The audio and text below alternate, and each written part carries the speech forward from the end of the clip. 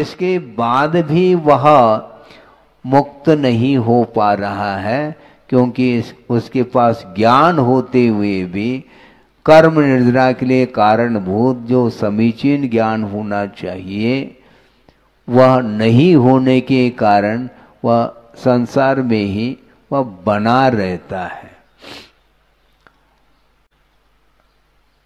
नाव में और पुल में अंतर है। नाव के द्वारा भी नदी को पार किया जाता है और पुल के माध्यम से भी नदी को पार किया जाता है। दोनों में अंतर क्या है महाराज? साधन तो एक जैसे लग रहे हैं, एक नहीं है, किंतु बड़ा अंतर यह है कि वह पुल कभी भी नदी से पार नहीं हो सकता। पुल पर चलने वाले लोग तो पार हो सकते हैं। क्या कहा? पुल पर चलने वाले लोग तो पार हो जाएंगे, किंतु वह स्वयं पुल नदी से पार नहीं हो सकता। इसी प्रकार जो अभव्य होता है अथवा भव्य मिथ्या दृष्टि होता है वह स्वयं तो दूसरे को पार लगाने में सहयोग दे रहा है, किंतु स्वयं पार नहीं हो पा रहा है। इसलिए आचार्य ये कहना चाहते हैं कि पार होने वाले तो हो रहे हैं और श्रद्धान के माध्यम से पार होते चले जा रहे हैं, किंतु उसका स्वयं का खुद का श्रद्धान नहीं हो पा रहा है। बड़ा आश्चर्य लगता है। उपदेश तो वह दूसरे के लिए दे रहा है, किंतु उस उपदेश का अनुकरण स्वयं नहीं कर पा रहा है। तो कल्याण कैसा होगा? कल्याण ज्ञान मात्र से नहीं होता, किंतु अनुकरण करने से कल्याण होता है। अर्थात प्रयोग की आवश्यकता है, बिना प्रयोग संभव नहीं है।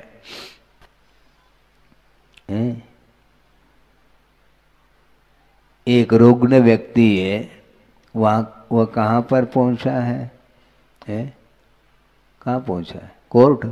नहीं, कोर्ट में जाकर के करेगा क्या वो? रुग्ण व्यक्ति हॉस्पिटल पहुंचता है, डॉक्टर के पास पहुंचा है और डॉक्टर ने परीक्षण कर लिया है। परीक्षण करके उन्होंने ये कहा कि देखो तुम्हारे लिए ये व्याधि है और इसके लिए ये दवाई लिख करके मैं दे रहा हूँ और इसको तुम ले लेना। हाँ ठीक है? हाँ ठीक है। गया और जो पर्चा जो कागज पर लिख करके दिया था, उन्होंने ये कहा था इस दवाई को घोल करके पी लेना, और उस कागज को ही उसने घोल दिया। हाँ, और पी लिया। अब दूसरे दिन फिर पहुंच गया, डॉक्टर साहब कोई लाभ नहीं हो रहा है। अच्छा, दवाई ली थी क्या? नहीं, हमने कहा था घोल करके लेने के लिए। बिल्कुल आपने जैसा कहा था उसी प्रकार घोल दिया था। किसमें? दूध में घोला था। अच्छी बात है, फिर लाभ क्यों नहीं हुआ? हमें समझ में नहीं आ रहा है डॉक्टर साहब। कहाँ पर उस दवाई को खरीदी थी? कहाँ पर? क्या आपने दवाई दी थी? खरीदने की क्या आवश्यकता? आपने तो दवाई दी थी। भैया वो दवाई नहीं है, किंतु दवाई उस पर लिख करके दिया था। मेडिकल दुकान में जाकर के खरीद लेते हैं। मुझे क्या मालूम कि मेडिकल दुकान में दवाई मिलती है। हमने इसी को दवाई मान करके हमने ले लिया है। अर्थ यह है कि हम इसी प्रकार कर रहे हैं, न ज्ञान है न अनुकरण है। ज्ञान के बिना वह अनुकरण भी विपरीत माना जाता है? ज्ञान के बिना वह अनुकरण भी विपरीत माना जाता है। और एक बार डॉक्टर साहब ने और एक प्रसंग आया, उन्होंने ये कहा कि देखो इस शीशे में दवाई है, क्योंकि दवाई ले करके पियो कहने से तुमने उस पर्चे को भी घोल करके पी लिया, इसलिए हमने सोचा कि तुम्हारे पास बुद्धि है ही नहीं, इसलिए हमने सोचा अब शीशी में ही दे देना चाहिए दवाई को। और देख लो ये एक शीशी भर करके दवाई दी है, ये लिक्विड है, इसको हिला करके ले लेना है। और हिला करके ले लेना, अपने बदन को हिलाया और लेने लगा वो। अरे शीशी को हिलाओ, शीशी को हिला हिला करके ले, मैंने वह दवाई पूरी घुल जाना चाहिए। मतलब हर बात को समझाने की, विवेक सिखाने की आवश्यकता पड़ रही है। और विवेक आने के उपरांत भी यदि वह नहीं पिएगा तो भी रोग दूर नहीं होने वाला है। यानी समीचीन ज्ञान भी आवश्यक है और ज्ञान के साथ साथ उसका प्रयोग भी होना चाहिए। ज्ञान चारित्र के लिए है, चारित्र ज्ञान के लिए नहीं। ज्ञान जो है चारित्र को अंगीकार करने के लिए ज्ञान था, क्योंकि पंचेंद्रिय के विषय ये संसार के लिए कारण हैं और इनका त्याग मुक्ति के लिए कारण है। त्याग धर्म मोक्ष के लिए कारण है और वह पंचेंद्रिय के विषयों का ग्रहण यह संसार के लिए कारण है। इतना भर समझ में नहीं आ रहा है संसारी प्राणी को। आश्चर्य होता है कितना सरल है ये। बहुत बड़े बड़े पोथी पढ़ने की आवश्यकता नहीं है, उपयोग लगाने के लिए पढ़े, इसमें कोई बाधा नहीं, किंतु वस्तुतः ज्ञान उसी को बोलते हैं कि हमारे लिए विकास के लिए, आत्मिक विकास के लिए, आत्मोन्नति के लिए ज्ञान होना चाहिए। प्रयोजन भूत तत्व का परिज्ञान होना चाहिए, इतना ही ज्ञान पर्याप्त है। बाकी सारा सारा वह ज्ञान आवश्यक नहीं है, उसकी आवश्यकता नहीं है, किंतु भेद ज्ञान होने की आवश्यकता है। ये भेद ज्ञान अभी तक नहीं हो पाया, अब कब होगा भगवान ही जानते हैं। आश्चर्य लगता है, अतीत अनंत काल व्यतीत किया है और इतना ज्ञान नहीं हो पाया।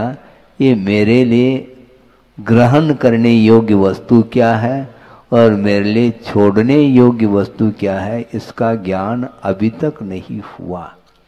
अब कब होगा, क्या होगा, इसके बारे में हम कुछ नहीं कह सकते। आगमकार भी हैरान हो रहे हैं, वो क्या समझाएंगे, कितने बार समझाएंगे, कब तक समझाएंगे।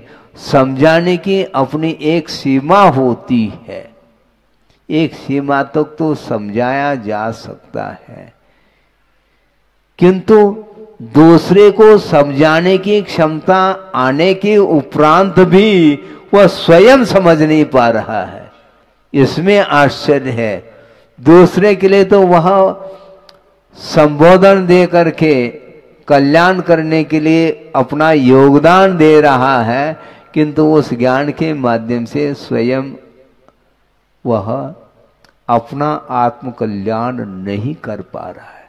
जबकि आचार्य कहते हैं ज्ञान जो है वह स्वपर प्रकाशी, ज्ञान जो है अपने आत्मा को भी प्रकाशित करता है और पर वस्तु को भी यथार्थ प्रकाशित करने की क्षमता उस ज्ञान में है।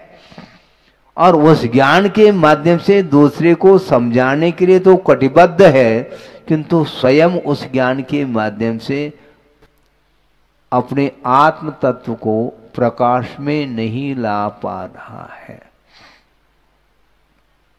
आत्मा प्रभावनीय रत्नत्रय तेजसा सततमेव दान तपोजिन पूजा विद्यातिशयश्च जिन धर्म। जिन धर्म की भी प्रभावना कर लेनी चाहिए और आत्मा की भी प्रभावना कर लेनी चाहिए। आत्मा की प्रभावना का अर्थ उस आत्म तत्व को प्रकाश में लाने का पुरुषार्थ करना चाहिए। आत्मा प्रकाशित होती है किसके द्वारा? रत्नत्रय तेज सा, रत्नत्रय रूपी तेज के माध्यम से वह आत्म तत्व प्रकाशित हो जाता है। और दान, तप और जिनेंद्र भगवान की पूजा आदि के माध्यम से जिन धर्म की प्रभावना की जाती है, सोचो विचार करो। दान करने से भी प्रभावना होती है महाराज? हाँ, क्यों नहीं होती? कुछ लोगों की धारणा है, कुछ ऐसे भी स्वाध्यायशील बंधु होते हैं, उनकी धारणा कुछ अलग ही बनी हुई है। वो धारणा ये बनी उनकी, ये दान करना, देव दर्शन करना, पूजन अर्चन करना, अभिषेक करना, इसके माध्यम से केवल बंद होता है, ऐसी उनकी धारणा है। केवल बंद होता है क्योंकि इसमें तो शुभ परिणाम है, और शुभ परिणाम के द्वारा बंद होता है, ये आगमकार कह रहे हैं। शुभ पुण्यस्य अशुभ पापस्य, शुभ योग के द्वारा पुण्य का आश्रय होता है और अशुभ योग के द्वारा पाप का आश्रय होता है। और ये दोनों आश्रय संसार के लिए कारण बताया गया है, इसलिए हमें आश्रय और बंध से बचना है। इसलिए मंदिर आने में विकल्प होता है, और विकल्प संसार के लिए कारण है। ये ठीक है, क्योंकि विकल्प संसार के लिए कारण है और निर्विकल्प अवस्था मुक्ति के लिए कारण है।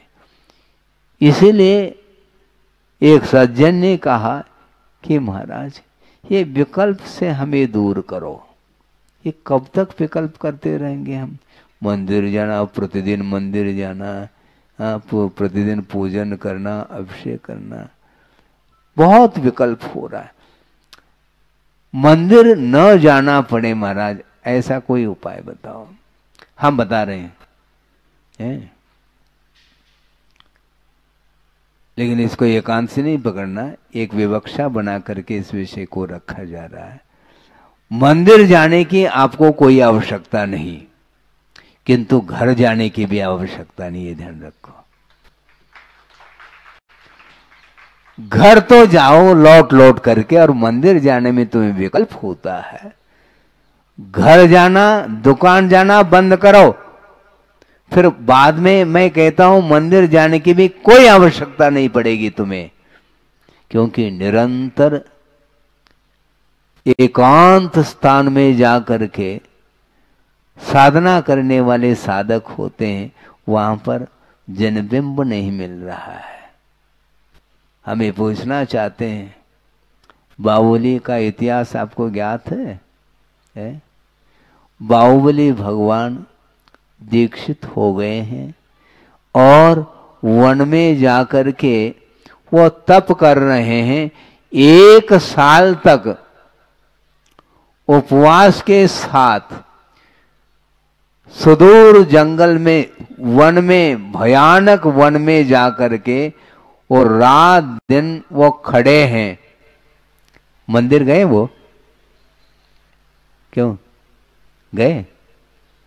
जिनेंद्र भगवान का दर्शन किया? जिनेंद्र भगवान के पास जाकर के स्तुति वंदना आदि की? नहीं की। वंदना जाने की आवश्यकता नहीं, आवश्यकता होती तो उनको भी जाना चाहिए था। वंदना जो की जाती है वह हृदय से वंदना की जाती है, ये ध्यान रखो।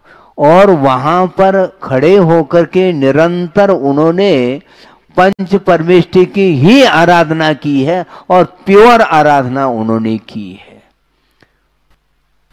1 साल तक आहार नहीं लिया, चतुर्विध आहार का त्याग है। सोचो विचार करो,